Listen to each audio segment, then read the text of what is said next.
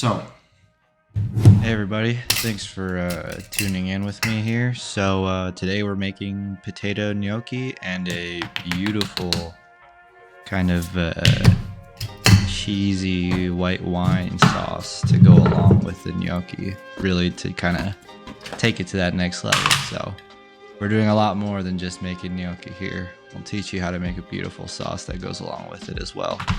So right now I'm just taking the dough. The dough I basically made the other day prior to this video, and it's really basic. It's a few ingredients. It's just potatoes, an egg, some flour, and that's kind of it. So I'll make another video on how to actually make the dough itself.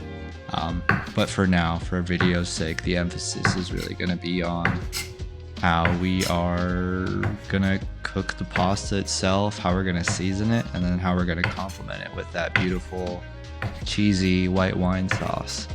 So anyways, right here we're basically, we wanted to roll it out in like a little snake, and after rolling into that little snake, we're gonna cut these tiny little pieces. Now, I know some of you who know gnocchi are going to be thinking, are we going to do the little designs, the little rolls? Unfortunately, no. I don't have the little gnocchi roll thingy. And I know you could do it with a fork or something, but let's face it, we're all busy people. Maybe I'll do it another day. Maybe you can. But for demonstration's sake and just me being hungry, I tried to do it as fast as possible. So yeah, anyways, got it nice and floured up. And remember, as you just saw, when you're chopping these up into little squares, make sure you chop them nice and small, because once you boil them in the hot water, it expands significantly. So if you do really big squares, you're gonna get really big gnocchis, which might be fine. Maybe you want really big gnocchis. Who am I to judge? So yeah, anyways, we are just prepping some basil right now. Shortly we're going to be grabbing a Thai chili pepper. Now, I know some of you may be thinking this is not a Thai dish. I understand, it's definitely not. It's very Italian. However, I love to use Thai chilies to kind of add a nice kick to my food. Just gives it, a little bit of spice, and it's really easy to measure. Just 1 pepper, 2 pepper, 3, kind of whatever your tolerance is or whatever you're going for. So yeah, we have the fresh basil, and then we have the Thai chili right here. I'm gonna go wash that really quick. Check out my knife. Yeah, it's cool. So we're back, and right here, making some room, cleaning up. As Gordon Ramsay always says, you got to keep your workspace clean and organized. So I'm trying, Gordon. Anyways, we're chopping the chili now. Chop, chop, chop, chop, chop, chop. And yeah, now that it's chopped up, gonna toss that off to the side and come back to it a little later, and we'll keep it moving. Now onto the fresh basil. Yes, we could keep the basil whole, but I kind of like to chop it up. Get a little more bang for my buck, you know what I mean? Get a couple more pieces. Why have 4 pieces when you can have 10? So anyways, you'll see at the end when we saute it. So we have the main spices are garlic, salt, what else do we got? Coriander, ground coriander, and the infamous pepper. These are essentially the seasonings that go along with the Thai chili and the butter and the basil to kind of get that beautiful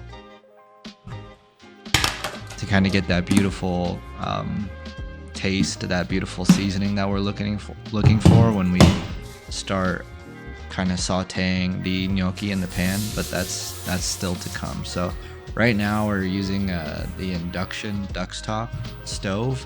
I'm actually pretty new to it, and this is actually the first time I've ever used it in this video. So yeah, I'm a little slow at times, you can tell maybe. I had to make a lot of edits, if I'm being honest, but yeah, it works well. So what I just did was I dropped some salt into the boiling water, and that's kind of just to season the water. I don't know if it does anything chemically, maybe it does, but from what I know, I've always made pasta with salt and olive oil in the boiling water. The salt is to help season the pasta when it's boiling, and then when I add the olive oil here in just a second. Also stay hydrated. Doesn't matter if you're playing sports or cooking, always got to stay hydrated. But anyways, I digress.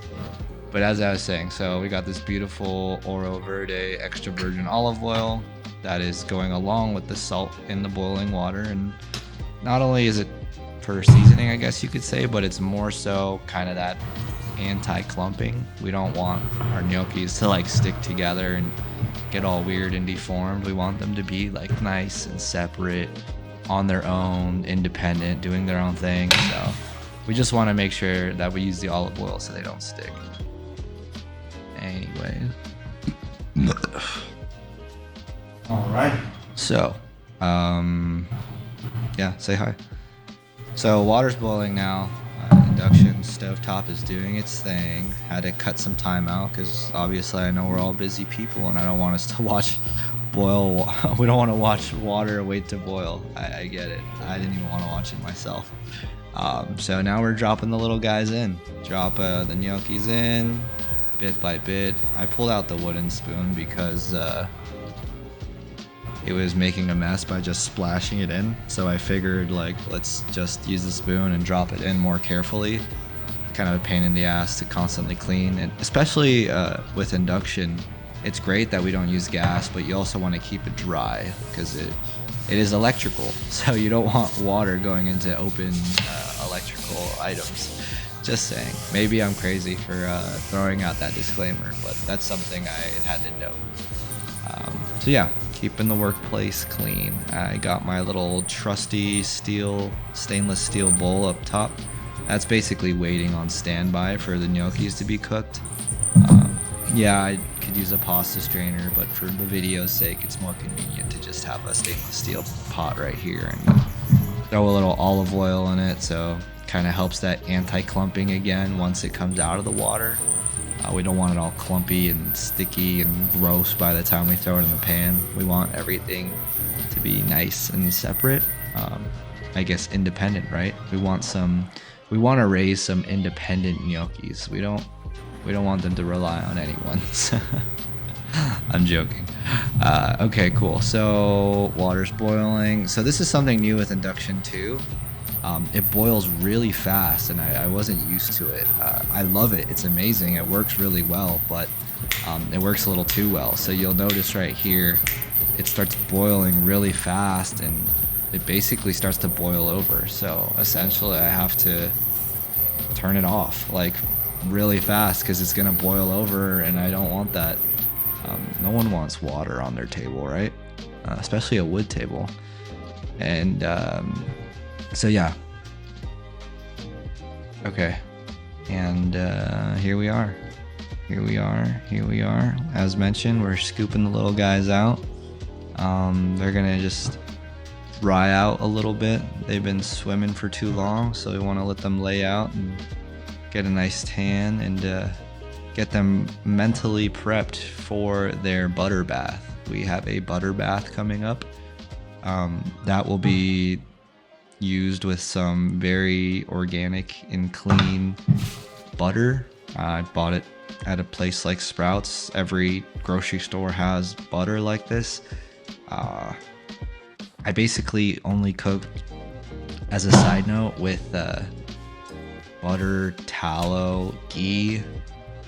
I don't use any of the seed oils. I use extra virgin olive oil. I will use that. But that's about it. Those are the fats I use to cook. They're definitely the cleanest. I'm very health conscientious, so that being said, maybe you are too, or maybe you're interested. And if you are, feel free to ask me any questions in the comments below. But anyways, so yeah. I am also fairly new to using stainless steel pans. I've been using them for a while now, but it's still new. So essentially, for those of us who don't know, you have to heat the pan for a few minutes prior to using. And a quick way to tell if it's hot enough is to use water. So as I'm prepping our butter bath, you'll notice I will put some water in quickly just to kind of test and see, is our stainless steel pan hot enough yet? Because if it's not hot enough, then it's not non-stick.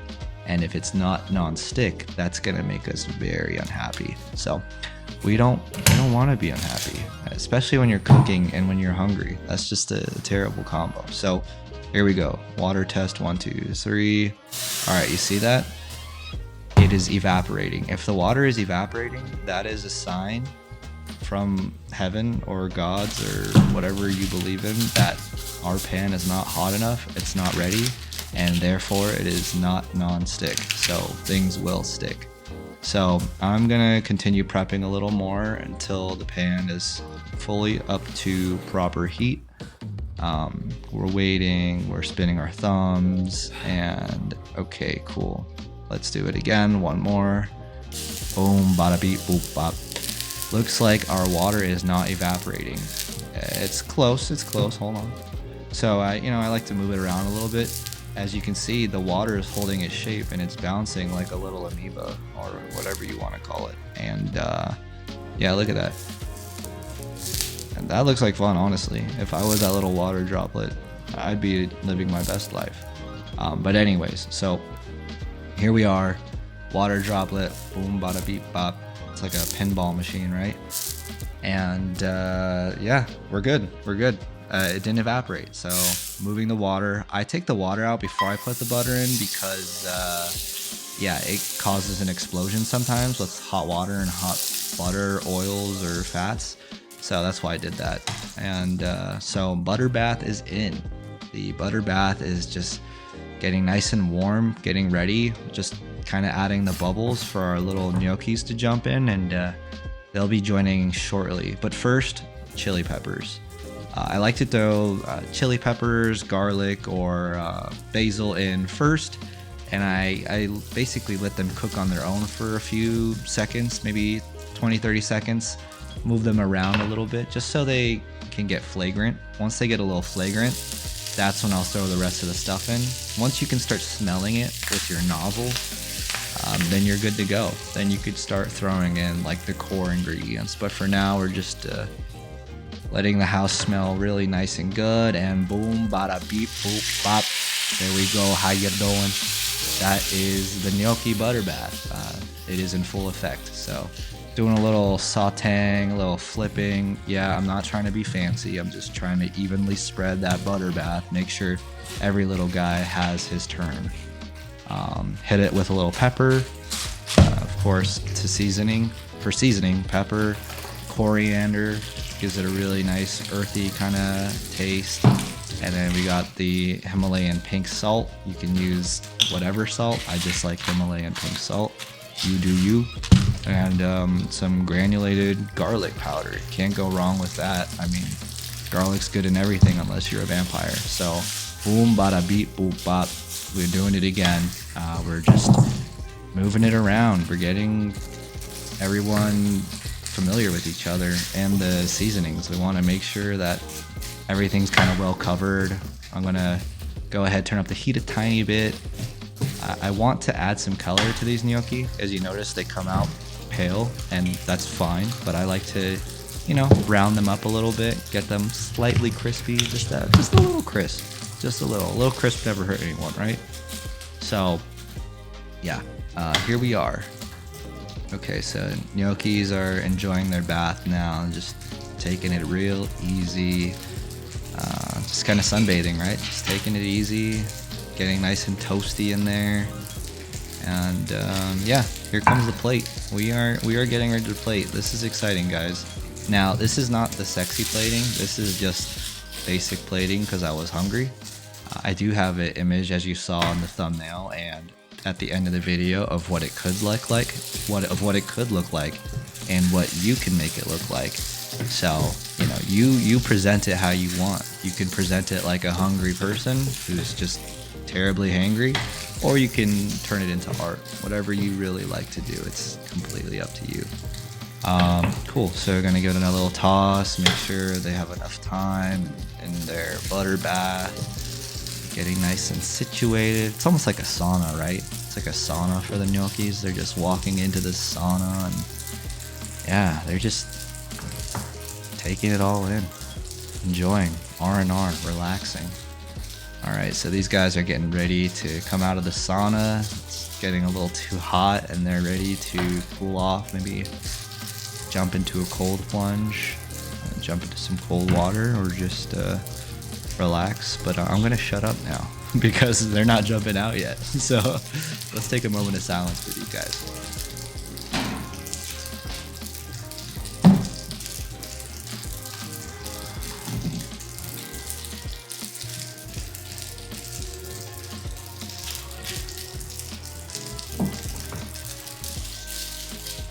Alright, and we're back. Toss, toss, toss. Give it a little more. Get in these gnocchis some nice color. And I think we're just about ready to go. Let's do it. There we go. There it is, folks. That is a quick and dirty way to plate your food if you are a hangry person like I was when I was filming this video. And I wasn't hangry because I was making this video. I was just hangry because I was hangry. So now we're making that beautiful sauce I talked about, and we're deglazing with some Chilean Sauvignon blanc. The dry white wines are really good for deglazing a pan and really good for making sauces with that kind of leftover seasoning. So that's what you're seeing here. Added a little extra butter and added a little white wine, Sauvignon blanc. I know it sounds fancy. It's not fancy. It was like $4.99 at Sprouts. I think you can get it at any major grocery chain. But yeah, so butter, Sauvignon blanc, and now flour. So the flour is being added for that extra thickness. You know, we like our sauces thick. Who can blame us? And that's thick with a Q. So as you'll notice, I didn't intend for it to clump up like this. I was kind of freaking out, if I'm being honest, but I'm keeping a cool level head. So what I did here was just add a little more white wine. You know, just have to kind of fix the ratios. I'm doing this on the fly. I'm not doing it scientifically. So add a little more liquid to balance out the flour. And as you'll see, it slowly starts changing in consistency and color. It gets from a very clear liquid from wine and butter to now flour, where it gets more of that kind of white, thick, creamy color. And it's gonna get more creamy. So anyways, sorry about that. Apologies. That was anyways, yeah, so right now I'm kind of declumping stuff, and there's some flour balls in there, so you just had to get the anti-clump going, because we don't want to eat flour balls. That doesn't sound very good, unless it's donut holes, but we're not making donut holes. And boom, bada beep, we're gonna add some chicken broth. So the chicken broth not only adds flavor, but it also kind of helps just further declump some of that flour and just really helps us nail down that that sauce. Smelling it again, nothing like a nose check. You always want to use the nose. If you don't got a nose, use a partner's nose. Use your boyfriend, use your girlfriend, use your mom's, use your dad's, use your friend's nose. I'm sorry if you can't smell. But yeah, anyways, I digress. So yeah, use the chicken broth. Here we go. So now you can see sauce is looking good. Seasoning goes back in. A little pepino, a little pimento, a little pepper, whatever language you want to say it in. A little bit of salt, because salt makes the world go round. Just not too much. And garlic. All these are like 3 of the most essential seasonings, I feel like, in many cuisines. So it's a nice base to use, and we're just gonna mix that in, kind of still anti-clump, and just slowly. And mind you too, when we make these sauces and we deglaze, we want to be on low heat.